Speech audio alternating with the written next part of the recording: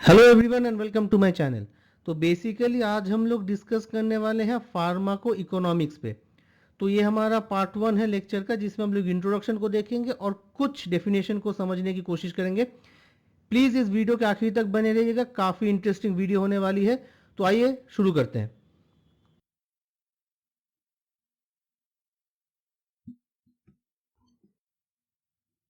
तो आज बेसिकली हम इन पॉइंट्स को डिस्कस करेंगे। चलिए एक एक करके सारे पॉइंट्स को समझने की कोशिश करते हैं। तो आइए हम सबसे पहले ये बात समझते हैं कि फार्माको इकोनॉमिक्स का मतलब क्या होता है। तो फार्माको इकोनॉमिक्स एक बेसिकली ऐसा ब्रांच है हेल्थ इकोनॉमिक्स का जो फोकस करता है दो चीजों पे। एक होता है कॉस्ट किसी पर्टिकुलर ट्रीटमेंट का या इंटरवेंशन का, और उससे मिलने वाले बेनिफिट का। तो ये बेसिकली वे करता है the cost and the benefit को कंपेयर करता है। एंड ये कॉस्ट एंड द कॉस्ट और बेनिफिट जो कंपैरिजन होता है वो या तो किसी पर्टिकुलर इंटरवेंशन का होता है, और कंपेयर हम किस चीज से करते हैं, एक सेम एनालोगस का मतलब होता है सेम ऑल्टरनेटिव के साथ। ठीक है, सपोज अब आपके पास दो इंटरवेंशन है, इंटरवेंशन ए और इंटरवेंशन बी, किसी भी पर्टिकुलर डिजीज के लिए। तो इंटरवेंशन ए और इंटरवेंशन बी को अगर हम लोग कंपेयर करेंगे with respect to cost and benefit, तो उस स्टडी को हम बोलते हैं फार्माको इकोनॉमिक्स। तो जैसे कि अगर हम ड्रग थेरेपी की बात करेंगे, तो अगेन जब हमने डिस्कस किया कॉस्ट एंड बेनिफिट क्या है किसी भी, सपोज दो ड्रग थेरेपीज का या किसी भी एक ड्रग थेरेपी का कॉस्ट एंड बेनिफिट क्या है। सो प्राइमरी फोकस हमारा क्या होता है, प्राइमरी फोकस होता है कि सबसे लीस्ट एक्सपेंसिव ऑप्शन हमारे पास क्या है, जिसमें सबसे कम हमारा खर्चा होने वाला है। लेकिन एक चीज आप यहां पे जरूर ध्यान रखिएगा कि लीस्ट एक्सपेंसिव का मतलब ये नहीं है कि कहीं पे भी पेशेंट केयर जो है वो कॉम्प्रोमाइज हो जाए। तो पेशेंट केयर का कॉम्प्रोमाइजेशन नहीं होना चाहिए लिस्ट बेनिफिट के लिए।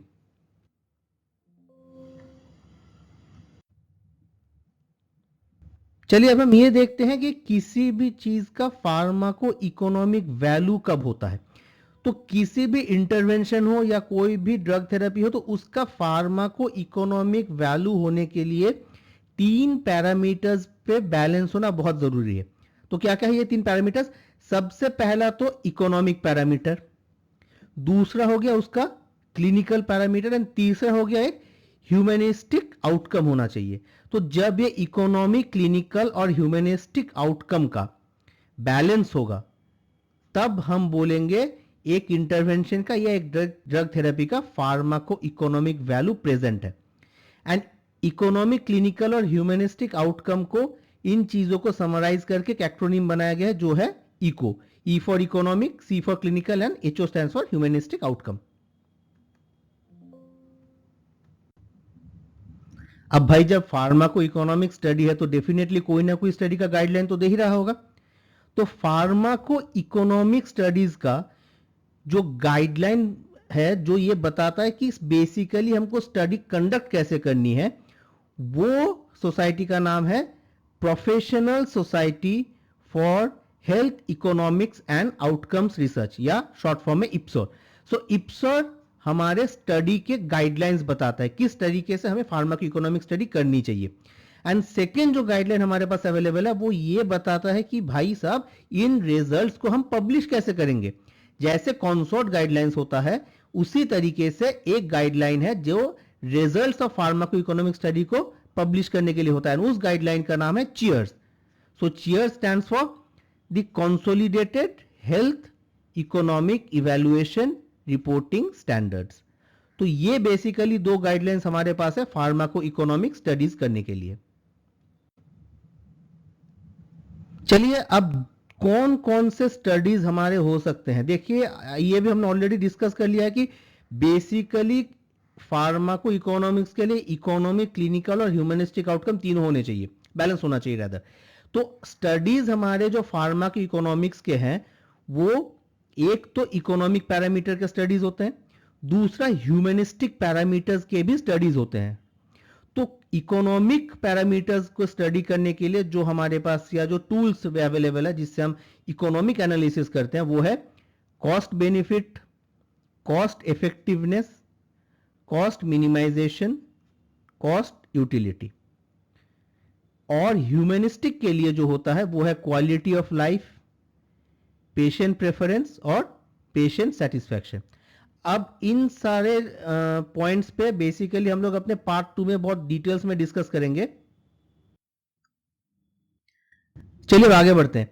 हम लोग ये बात देखते हैं कि कॉस्ट, जो हम तब से बात कर रहे थे कि कॉस्ट, तो बेसिकली कितने तरीके के कॉस्ट पॉसिबल है। तो सबसे पहला जो कॉस्ट है वो तो आपका हो गया डायरेक्ट कॉस्ट। अब इस डायरेक्ट कॉस्ट का क्या मतलब है? डायरेक्ट कॉस्ट बेसिकली बॉन्ड करती है दो कॉस्ट। एक तो आपके वो कॉस्ट जो हेल्थ केयर रिसोर्स और उसके सर्विसेज से होते हैं, राइट, जैसे कि मेडिकल कॉस्ट, एंड दूसरा कॉस्ट होता है जो पेशेंट और फैमिली को बियर करने पड़ते हैं, जो कि नॉन मेडिकल कॉस्ट होता है, जो डायरेक्टली आपके हेल्थ केयर के साथ तो रिलेटेड नहीं है, लेकिन कहीं ना कहीं वो कॉस्ट भी आपको बॉन्ड करना पड़ता है जब आप ट्रीटमेंट को स्टार्ट करते हैं। इसके अलावा दो और कॉस्ट हो सकते हैं, एक है इनडायरेक्ट कॉस्ट और एक है intangible cost. So direct cost का क्या मतलब है? अब डायरेक्ट कॉस्ट जो आपके मेडिकल कॉस्ट होते हैं उनकी अगर हम बात करेंगे तो एक तो जो स्टाफ है, जैसे किसी भी पर्टिकुलर हॉस्पिटल या उनके जो स्टाफ अवेलेबल है वो भी आपके कॉस्ट में आएंगे, जैसे फिजिशियंस हो गए या नर्सेज हो गए। दूसरा है कि आपके कंज्यूमेबल्स क्या है। कंज्यूमेबल्स मतलब जो आपका ड्रग कॉस्ट हो जाएगा या जो आपका ट्रीटमेंट का कॉस्ट होगा।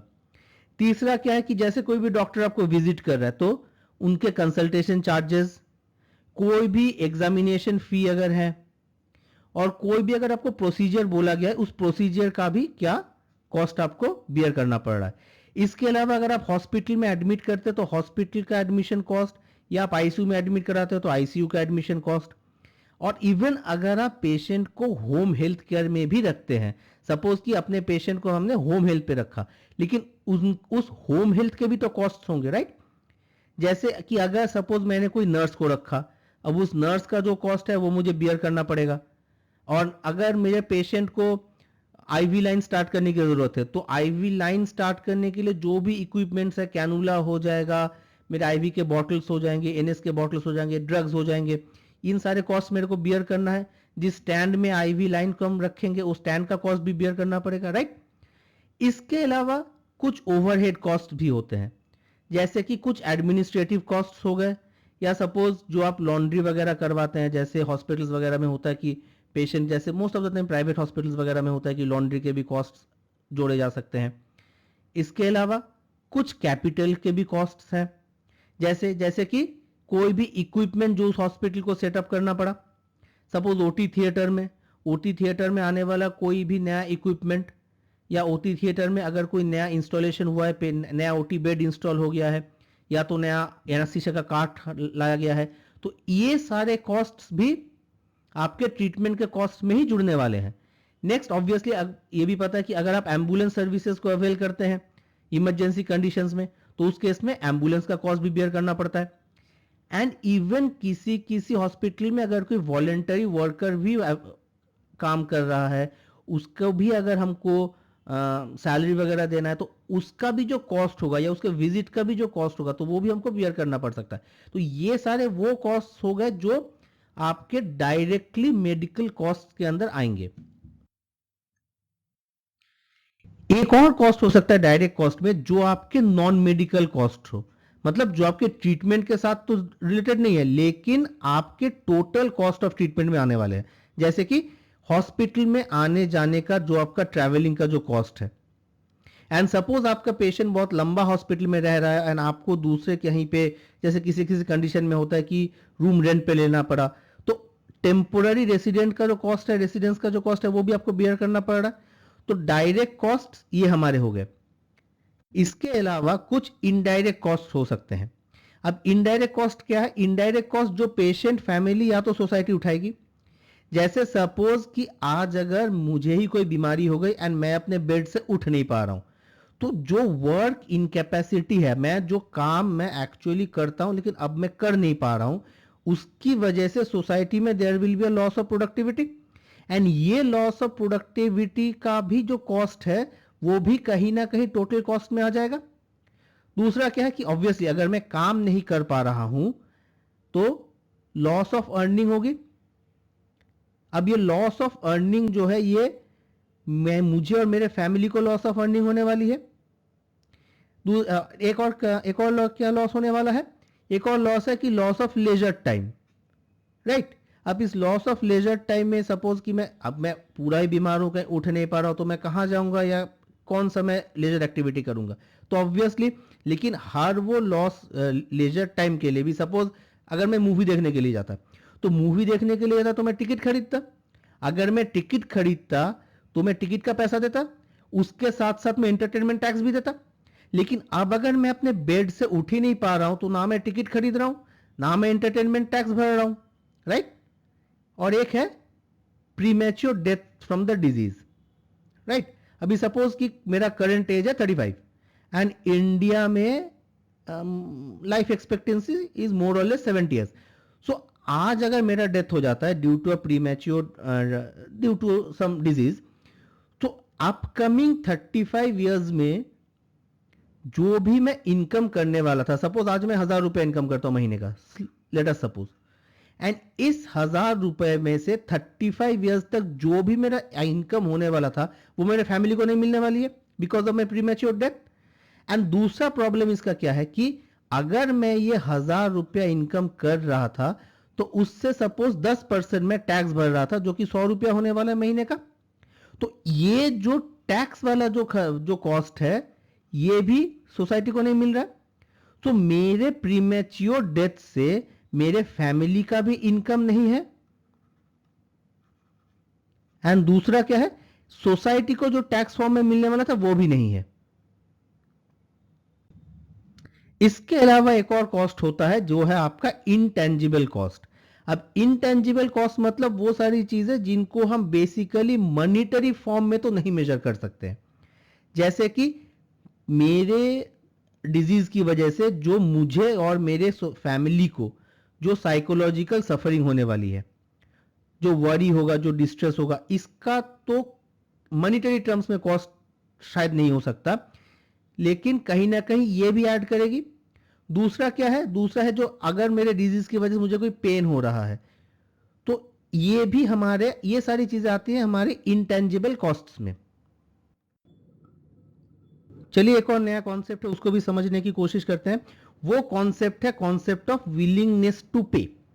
अब विलिंगनेस टू पे का क्या मतलब है कि विलिंगनेस टू पे के कॉन्सेप्ट में हम लोग डायरेक्टली इंडिविजुअल से ही बात करते हैं और इंडिविजुअल्स को ही पूछते हैं कि what is the maximum amount जो वो पे करना चाहते हैं इन ऑर्डर टू अचीव किसी भी इंटरवेंशन या सर्विस का बेनिफिट को लेने के लिए, राइट। सो क्या हुआ इससे कि सपोज एक नई थेरेपी आई है, सपोज ए, राइट। इस ए थेरेपी से मैं बीइंग हॉस्पिटल एक नई थेरेपी लाया हूं जो थेरेपी है ए किसी पर्टिकुलर डिजीज के लिए।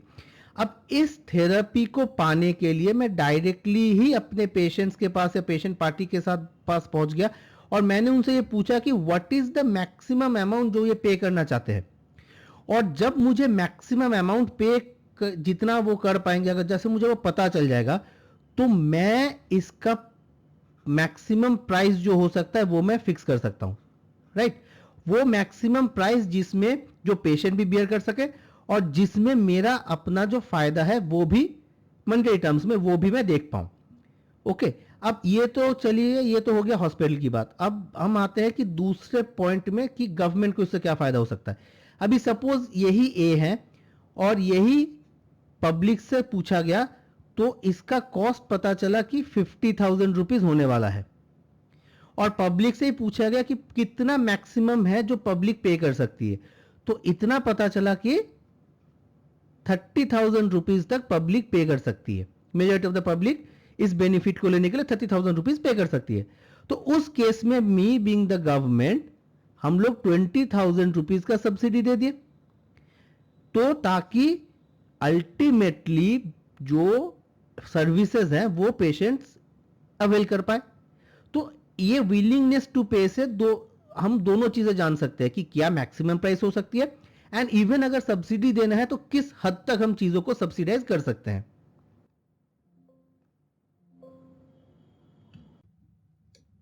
चलिए एक और नए कॉन्सेप्ट को समझने की कोशिश करते हैं, और ये कॉन्सेप्ट है कॉन्सेप्ट ऑफ अपॉर्चुनिटी कॉस्ट। अब अपॉर्चुनिटी कॉस्ट का क्या मतलब है?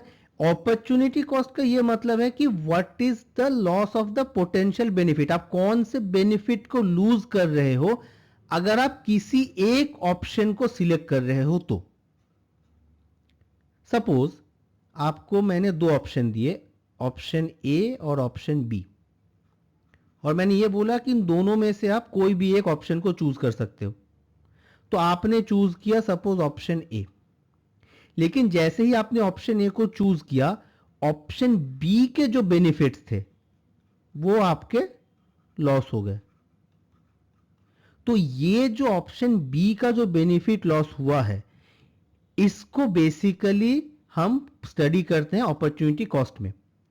अब ये क्यों इंपॉर्टेंट है कि आपको ऑप्शन ए के भी तो आपको ऑप्शन ए के फायदा पता ही है, इसीलिए आपने ऑप्शन ए को चूज किया, और आपको ऑप्शन बी का जो बेनिफिट लॉस होने वाला है वो भी आपको पता है। तो आपको अपना फायदा भी पता है और जो आपका लॉस होने वाला है वो भी पता है। तो जब ये दोनों चीजें आपको पता रहती है तो at the end of the day जो आपका डिसीजन होगा वो बेटर होगा। सो अपॉर्चुनिटी कॉस्ट हमको बेसिकली बेटर डिसीजन मेकिंग में हेल्प करती है।